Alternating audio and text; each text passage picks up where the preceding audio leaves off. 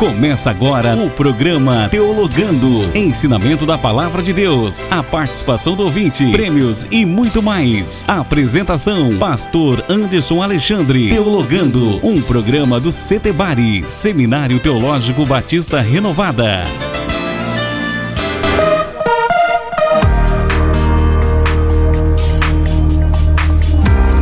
Olá, seja muito bem-vindo, seja muito bem-vinda ao programa Teologando, aqui na Rádio Melodia 100.5 FM, tocando seu coração, e também na plataforma digital do Spotify.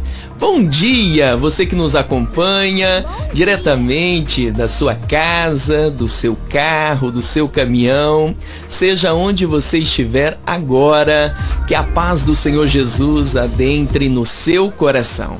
Hoje nós vamos refletir a respeito da seguinte temática: a unidade e a diversidade na Igreja de Cristo.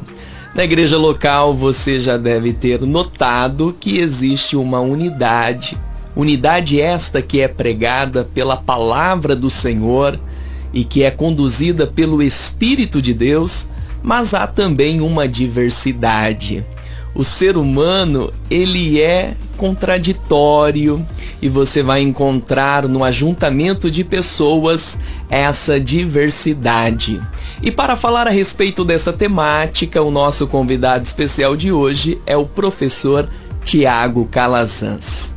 Portanto, está começando o programa Teologando aqui na Rádio Melodia, e hoje com a temática a unidade e a diversidade na Igreja de Cristo.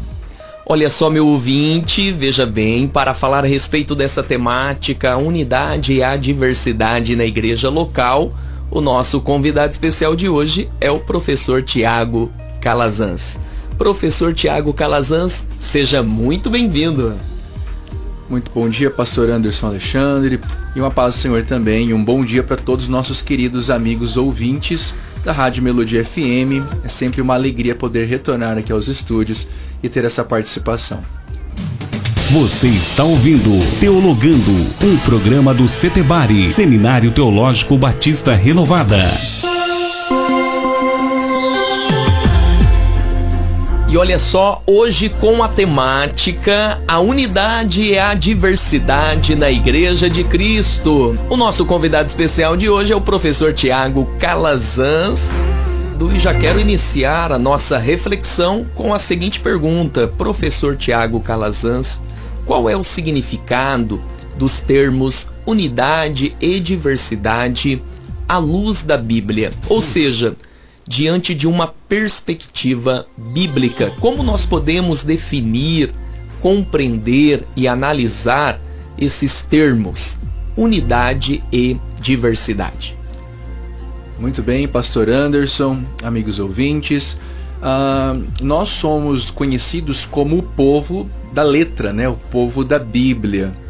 E nós não temos como deixar de fundamentar as nossas práticas a partir das nossas próprias ideias. Então, nossas fundamentações bíblicas, as nossas fundamentações práticas, as nossas concretizações, elas sempre precisam estar fundamentadas na Bíblia Sagrada.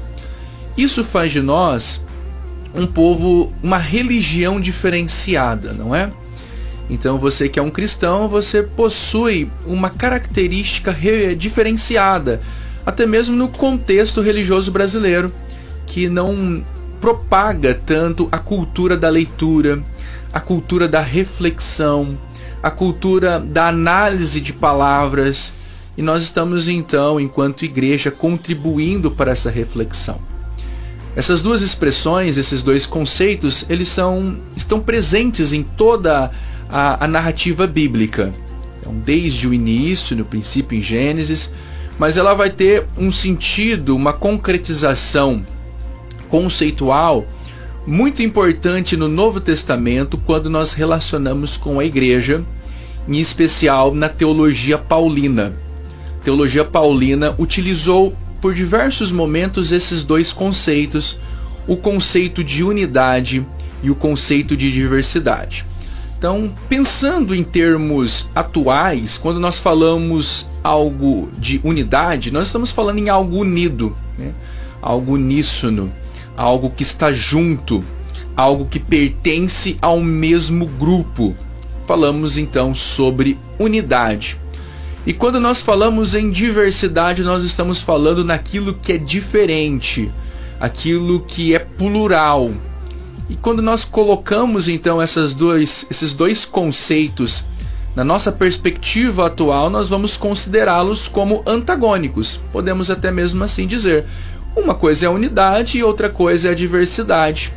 Só que a Bíblia, ela nos ensina então que nós precisamos conciliar essas expressões, essas concretizações práticas na igreja. Existem inúmeras doutrinas bíblicas que nos propõem, nos desafiam a conciliação destes conceitos. E essa análise, inclusive filosófica, metafísica, da teologia cristã, ela quebrou a cabeça de muitos teólogos, né? Como conciliar a divindade, a humanidade de Jesus? Como conciliar a Trindade sendo um e três? Como conciliar agora a unidade e a diversidade? A unidade é aquilo que está junto, é aquilo que pertence a um grupo, e a diversidade de forma até mesmo antagônica, né? De forma de um antônimo. Como conciliar então essa pluralidade de pessoas e que tipo de pluralidade é essa? Então essa reflexão, ela vem a calhar exatamente em um momento propício para nós discutirmos eclesiologia, para nós discutirmos quais são as reflexões que nós fazemos enquanto igreja a respeito destes dois temas. A palavra unidade, nós vamos ter talvez o texto mais categórico presente em Efésios, capítulo 4, versículo 3 ao 6, que diz, né? Façam todo o esforço para conservar a unidade do Espírito pelo vínculo da paz. Há um só corpo, um só Espírito, como também uma só esperança quando foram chamados. Há um só Senhor, uma só fé, um só batismo, um só Deus e Pai de todos, que é sobre todos, por meio de todos e em todos. A palavra unidade aqui, ela tem o sentido no seu original, aquilo que amarra, aquilo que está ligado, aquilo que junta, como os ligamentos que mantêm um corpo em pé.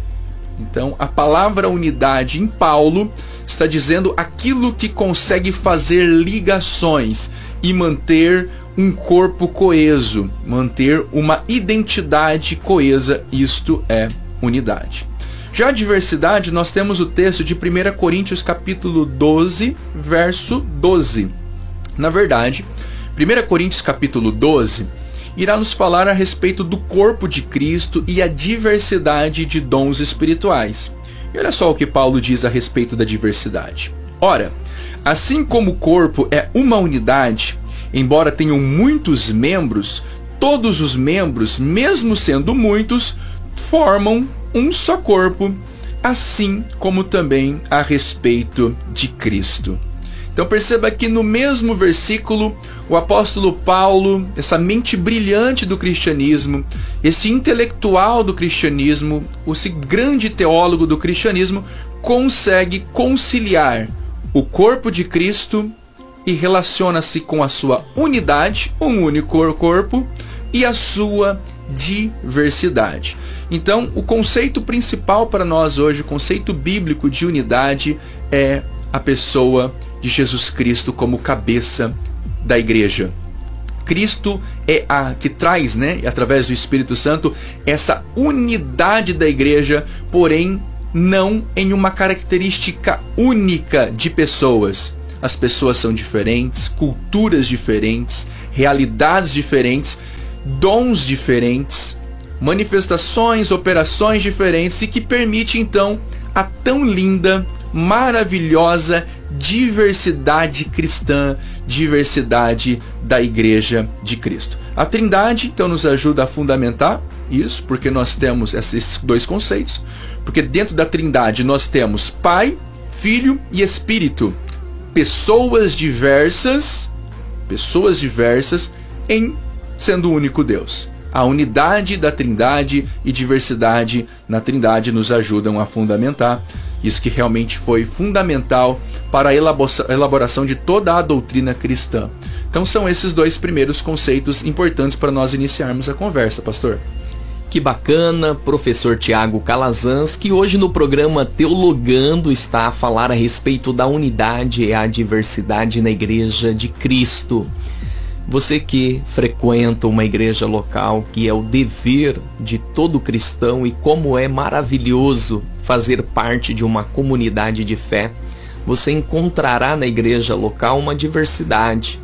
Você vai encontrar pessoas que vão ser semelhantes ao seu perfil, e você também vai encontrar pessoas que vão destoar, que serão diferentes, e você precisa ter esta sabedoria, esta graça divina de saber conviver com os diferentes, ter uma unidade em meio a essa diversidade. E nós temos que também ter uma comunhão nos ensinos, nas doutrinas bíblicas ministradas pela igreja local. E agora eu quero perguntar ao professor Tiago Calazans qual é a importância de uma conciliação da unidade e a diversidade para a igreja. Muito bem, pastor Anderson, queridos ouvintes. Então nós começamos falando a respeito da importância do apóstolo Paulo para esta doutrina, né? Ou para essa conciliação entre esses dois conceitos teológicos e bíblicos. E Paulo realmente ele foi fundamental para nos mostrar o caminho de uma conciliação. Então nós precisamos compreender que a igreja do Senhor Jesus, ela vai precisar exatamente manter um equilíbrio, exatamente como o apóstolo Paulo falou. O equilíbrio do corpo de Cristo, o equilíbrio de um barco, de uma embarcação. Imagine a igreja como um único barco.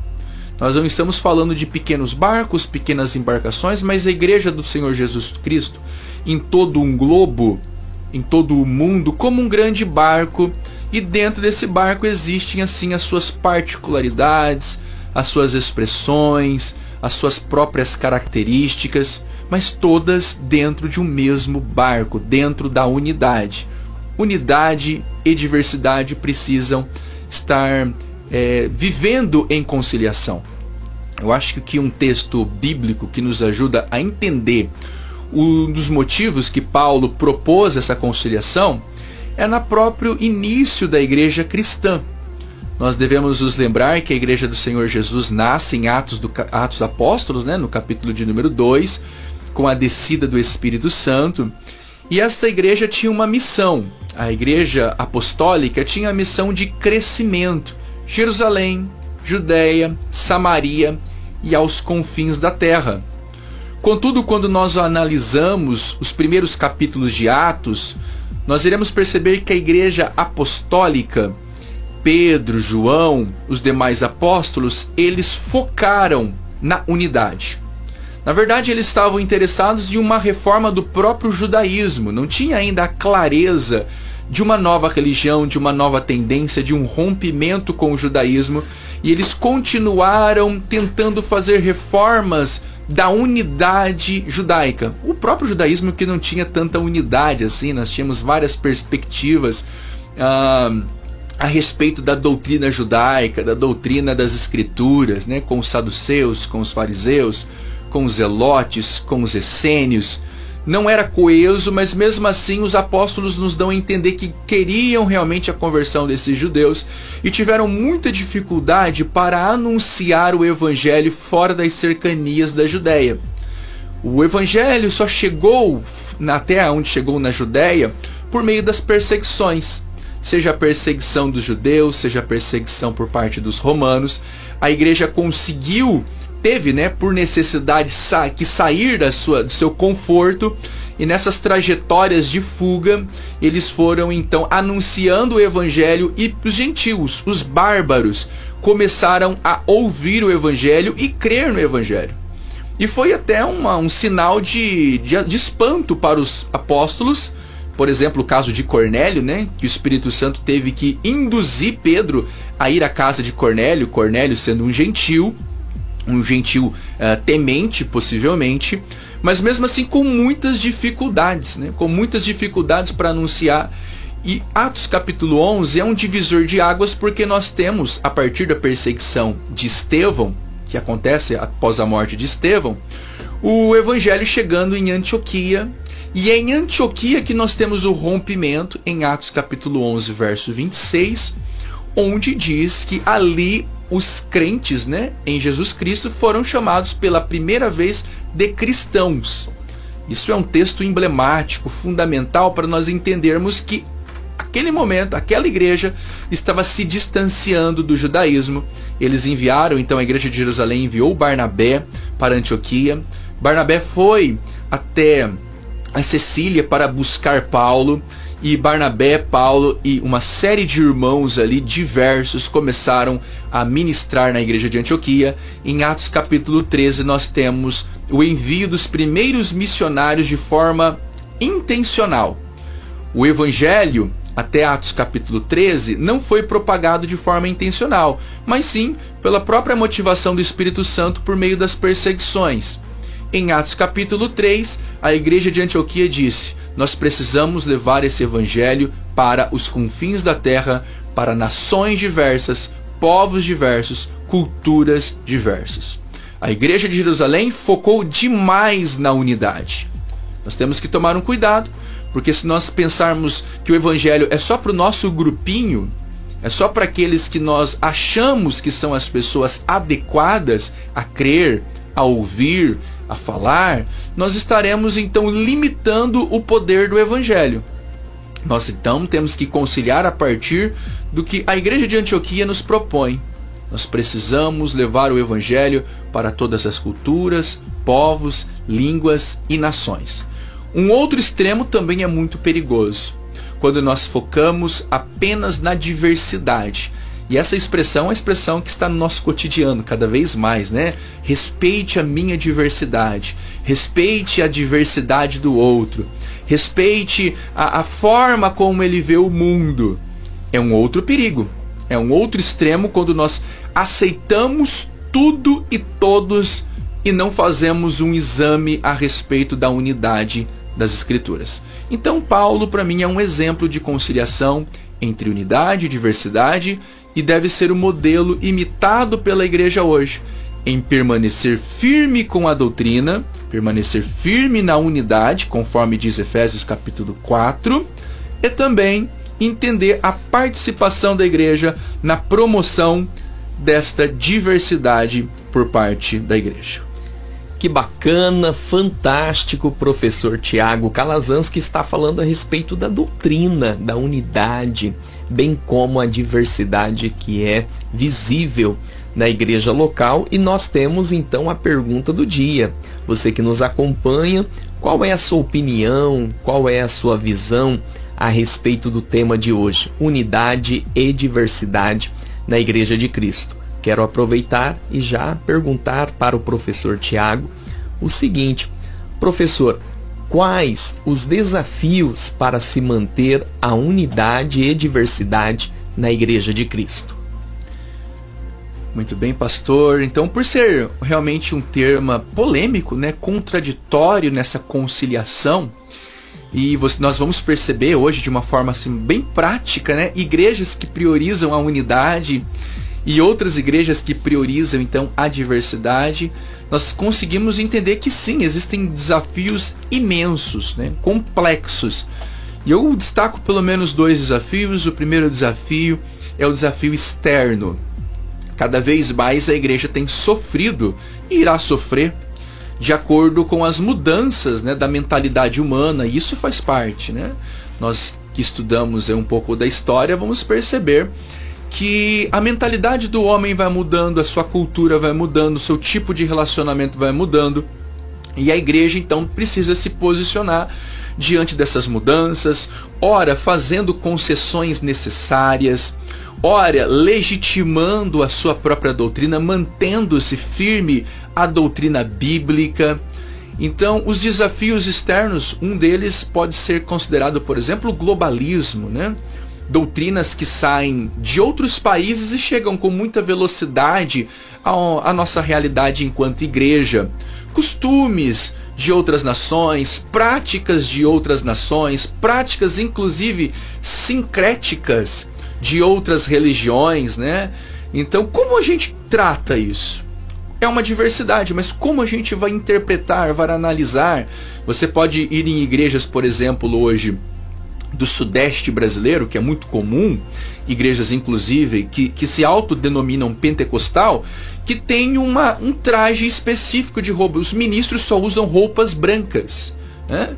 E é muito comum isso, por exemplo, em uma outra religião de matriz africana, que tem essa característica também por suas relações com a divindade que eles acreditam, e me parece isso uma forma sincrética também de aceitação desse diferente. Mas como nós analisamos isso? À luz das Escrituras, à luz da Palavra de Deus. Nós temos a utilização de instrumentos do judaísmo no cristianismo, né? Menorá. Nós temos a utilização de alguns artefatos do judaísmo antigo, do judaísmo bíblico, né, da época do judaísmo bíblico, tentando então dizer que existe uma relação entre o cristão e o judaísmo e aumentando ainda mais essa gama de diversidade. Então são sim relações de outras culturas que chegam até a igreja. E os internos, né, os desafios internos, é a nossa relação exatamente com a resposta disso. Nós, enquanto pensadores cristãos, homens e mulheres que estão com a sua vida devota no altar de Deus, como nós nos relacionamos com o velho e com o novo? Com aquilo que está sendo mudado, com o transitório. Aceitamos ou não aceitamos? Como compartilhar estas verdades a partir de uma realidade local, da igreja local? Nós precisamos manter, descartar, precisamos reformar ou romper. Então são reflexões que, embora pareça num primeiro momento extremamente metafísicas, conceituais, mas que está no dia a dia da igreja, né? Vamos aceitar esse estilo musical na nossa igreja, mas é a diversidade, esse grupo gosta, né? Vamos entender essa forma de relacionamento, porque está aumentando muitos os casos desse tipo de relacionamento, né? Dessa forma de amor. É a diversidade. Como é que a gente se relaciona com isso?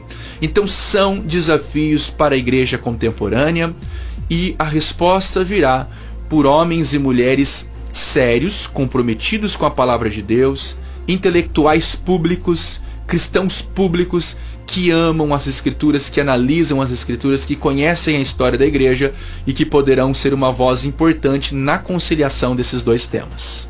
Aleluia! Que ensinamento profundo e muito pertinente a este mundo contemporâneo em que vivemos. Hoje você encontra uma pluralidade de ideias, de comportamentos imensos. Você vai encontrar igreja para cada gosto, igreja para cada estilo.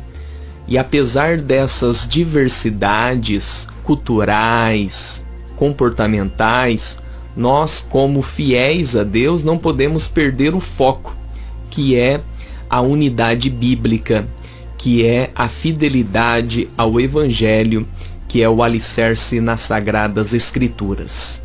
Que sejamos sim bastante conciliadores, que sejamos sim, em alguns momentos, diplomatas, porém, até que a Bíblia nos permite, acima da conciliação, que esteja a palavra de Deus como a última palavra sobre nós e sobre as nossas ações.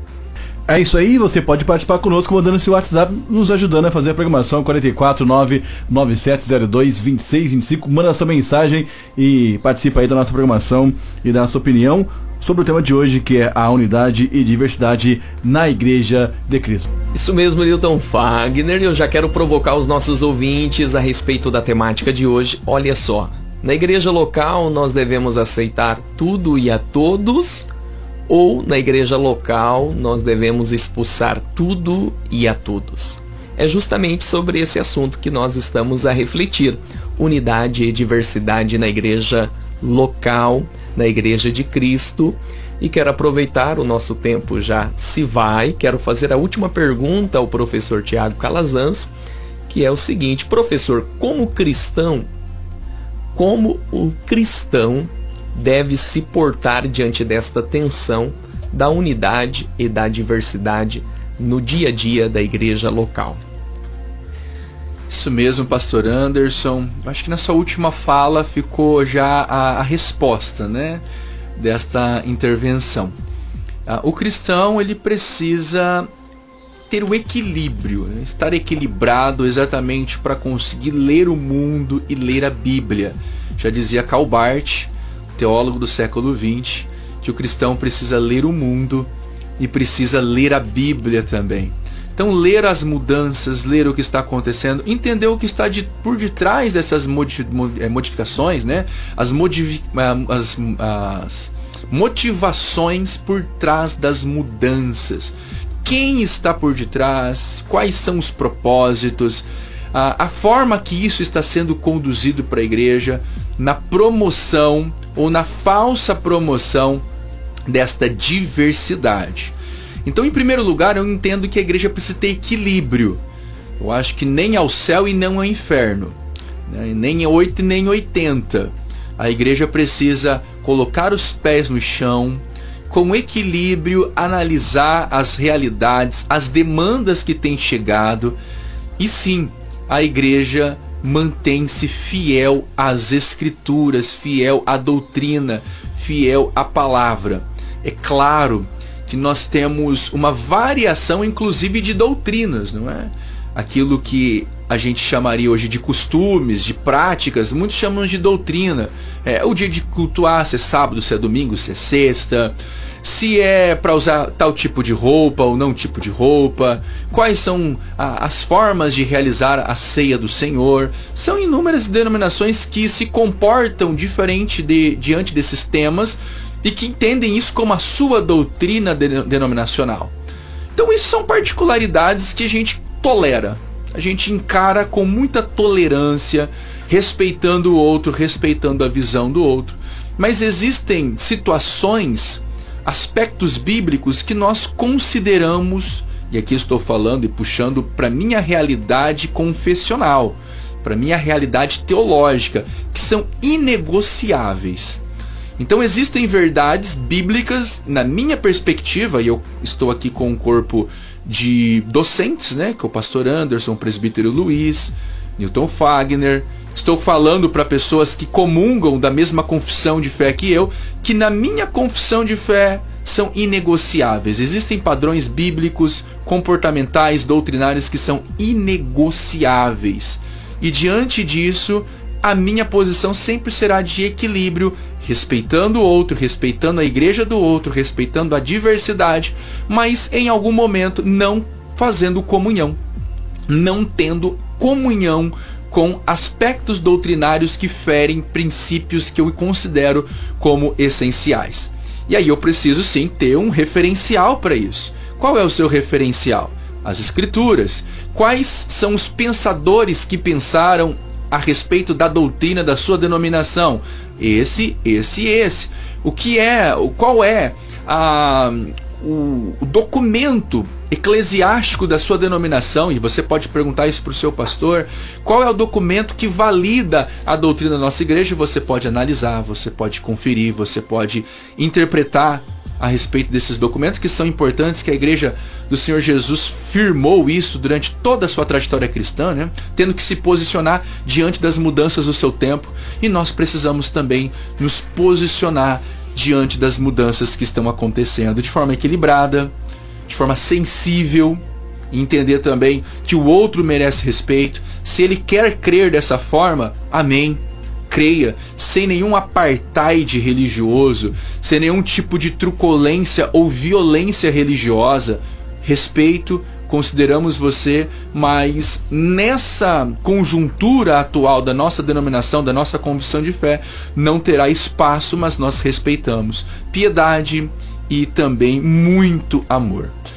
Um resumo, né, disso é o que Agostinho de Hipona falou no século IV. Ele diz o seguinte: no que se refere ao essencial, unidade. Ao não essencial, liberdade. E em todos os casos, caridade. Então, o que é essencial para a nossa confissão de fé, para a nossa denominação, nós não negociamos e manteremos firmes, mesmo que isso venha não trazer a diversidade que tantos esperam de nós. Aquilo que pode ser interpretado, analisado, mudado com o tempo, liberdade. Mas, em todos os casos, respeito, amor e caridade.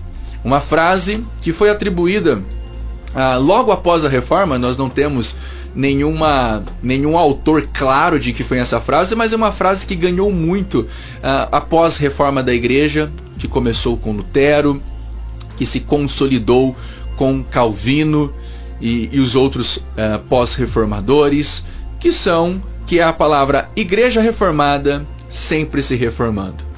Nós, como oriundos da Reforma, nós, como originários da Reforma Protestante, nós podemos então, com muita moderação, com muito cuidado, ler esta frase e entender. Nós somos uma igreja que se reformou no passado, que continuou reformando na modernidade, que continua se pensando novos padrões, novas tendências, e nós precisamos então sempre estar analisando: isso que eu estou fazendo é bíblico? Ou é somente para atender a diversidade? Ou isso que eu estou fazendo é bíblico e está espantando, expulsando as pessoas da comunidade dos cristãos? Então são duas perguntas importantes para que todo cristão faça. Isso que eu estou fazendo é bíblico e está proporcionando diversidade?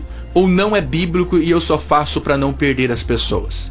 Ou isso que eu estou fazendo é bíblico e isso está consolidando a unidade da igreja? Ou isso que eu estou fazendo não é bíblico e eu estou expulsando pessoas do convívio cristão? Quando nós olhamos, por exemplo, para o Evangelho, em Marcos capítulo 9, nós devemos nos lembrar que os discípulos ficaram irritados com um outro grupo de pessoas que estavam expulsando demônios em nome de Jesus. E Jesus disse: olha, não proíba eles, porque quem não é contra nós é por nós, né? Então Jesus estava dizendo: olha, permita a diversidade de ministérios, mesmo numa limitação conjectural, né, ou conjuntural, que era o ministério de Jesus naquele período. Era pequeno, era apenas com os seus discípulos, mesmo assim já havia diversidade. E lembro também de Gálatas capítulo 2, quando nós temos o relacionamento ali, o contato de Paulo, né? Quando Paulo descreve o seu contato com Pedro, e ali ele pôde perceber limitações de Pedro, que não se assentava para comer com gentios, limitando o evangelho, nesse evangelho prático da comunhão da mesa com os gentios. E quando Paulo chegou no ambiente, Pedro mudou de mesa. Ele saiu do convívio com os judeus e foi se assentar com os gentios só para agradar a Paulo. Então, existia uma limitação cultural mesmo, que nós respeitamos e consideramos na pessoa de Pedro, e que Paulo é para nós esse exemplo fundamental para equilíbrio, conciliação, sensibilidade, piedade e amor na unidade e diversidade na Igreja de Cristo.